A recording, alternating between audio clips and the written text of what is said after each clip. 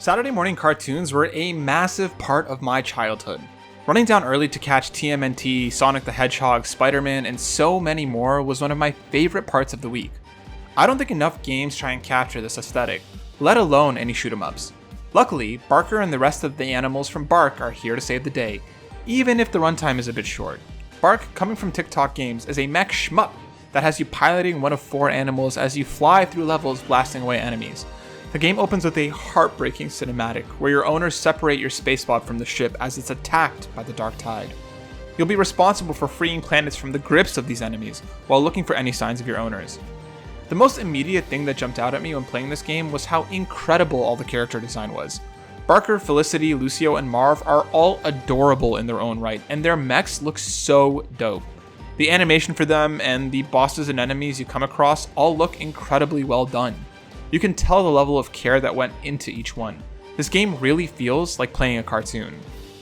One of my favorite things about this game is just how accessible it is. It's meant to be an entry point for players new to the genre, with plenty of challenge available for hardcore players.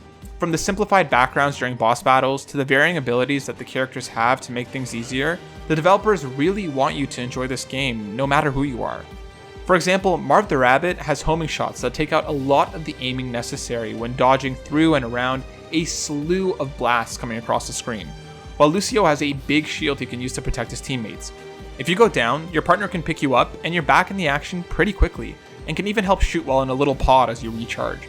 It's all thoughtfully designed, and I played the entire game in multiplayer. This was my partner's first shmup, and she had a blast playing with me, and actually wanted to take on higher difficulty modes as we went. The only thing that stood out to me about B.ARK was the game's length. We finished the main campaign, including the unlockable boss rush planet, in about 2 hours. There's still plenty of replayability in tackling levels with different characters and different difficulty levels, and at $10, I really do feel it's worth your time and money.